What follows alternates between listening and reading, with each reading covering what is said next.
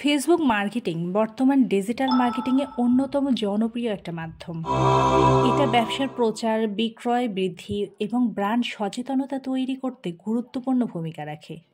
আমরা বাঙালি যে যতই ব্যস্ত থাকি না কেন, দিন শেষে সবাই ফেসবুকে সময় কাটাতে পছন্দ করি। ফেসবুক মার্কেটিং কিভাবে করব, আজ সেগুলো আপনাদের সামনে তুলে ধরার চেষ্টা করব। ফেসবুক মার্কেটিং করতে গেলে আমাদের কিছু লক্ষ্য রাখতে হবে, কিছু ধাপ থাকবে।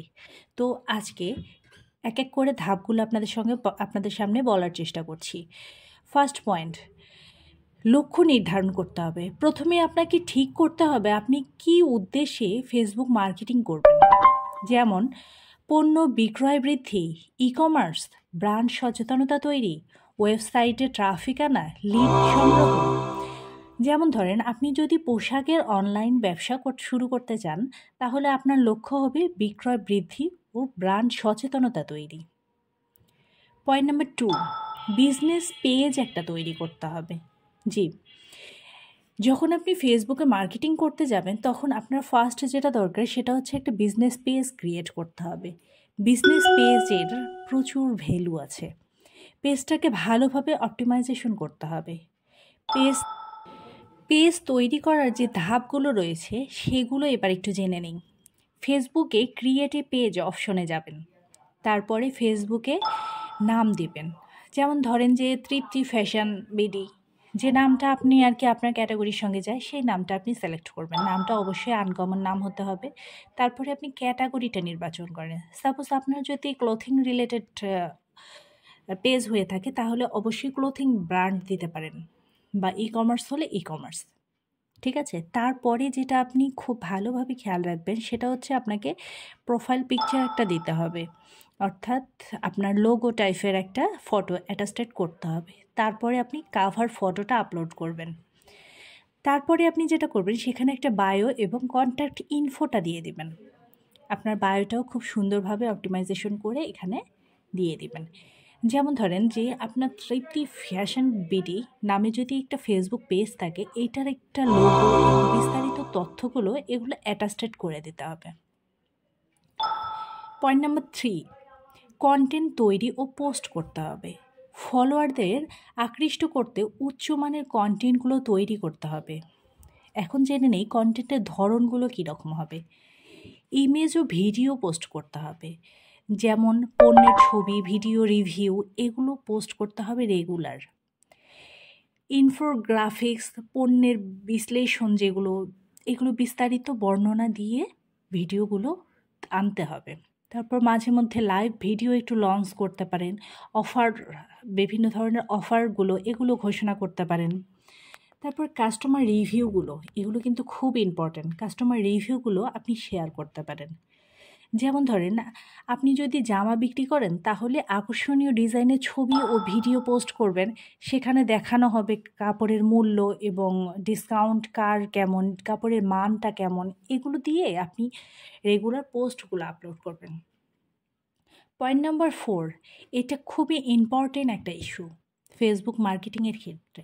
আপনি একটা পেজ ক্রিয়েট করলেন। পেজ ক্রিয়েটের পরে যেটা আপনার করা উচিত সেটা হচ্ছে একটা গ্রুপ তৈরি করা।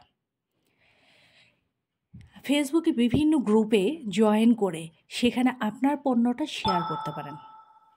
যা করতে পারেন এখন সেগুলো দেখেন। আপনার পণ্যের সঙ্গে সংশ্লিষ্ট গ্রুপগুলোতে যুক্ত হয়ে যাবেন। প্রাসঙ্গিক পোস্ট ও কমেন্ট করবেন। নিজের পেজের পোস্টগুলো শেয়ার করবেন। যেমন ধরেন আপনি যদি বেবি প্রোডাক্ট বিক্রি করেন, তাহলে বেবি ও কিডস শপিং বিডি এর মতো গ্রুপে পোস্ট করতে পারেন। পয়েন্ট নাম্বার 5, ফেসবুক অ্যাডস ব্যবহার করতে পারেন। অর্গানিক পোস্টের পাশাপাশি পেইড মার্কেটিংয়ের গুরুত্বও কিন্তু অনেক। যদিও আমাদের 100%-এর মধ্যে 10% মানুষ কিন্তু বুস্টে বিশ্বাসী, বাকি সবাই চেষ্টা করে অর্গানিক ওয়েতে ট্রাফিকগুলো নিয়ে আসতে। আচ্ছা, এখন যেটা নেই ফেসবুক অ্যাডসের ধরনগুলো কীরকম হবে। প্রথমে যেটা বলবো সেটা হচ্ছে এঙ্গেজমেন্ট অ্যাডস। এটা পোস্টের লাইক, কমেন্ট, শেয়ার বাড়াতে সাহায্য করে। তারপর ট্রাফিক অ্যাডস, ওয়েবসাইট বা মেসেঞ্জারের মাধ্যমে ভিজিটর আনতে পারে। তারপরে যেটা আছে কনভারসেশন অ্যাড, বিক্রয় বাড়াতে সাহায্য করে। যেমন ধরেন তৃপ্তি ফ্যাশন বিডির ফেসবুক কনভারসেশন অ্যাড চলবে, যেখানে 50% ডিসকাউন্টের অফারটা আপনি দিতে পারেন। আচ্ছা, তারপরে যেটা আলোচনা করব সেটা হচ্ছে পয়েন্ট নাম্বার 6, মেসেঞ্জারে মার্কেটিং ও চ্যাটবট। আপনি সারাক্ষণ কিন্তু মেসেঞ্জারে অ্যাক্টিভ থাকতে পারবেন না। কেউ আপনাকে নক করলেও আপনি একটা রোবটকে রেডি করে রাখতে পারেন সারাক্ষণের জন্য, যে আপনার হয়ে প্রক্সি দিবে খুব সুন্দরভাবে।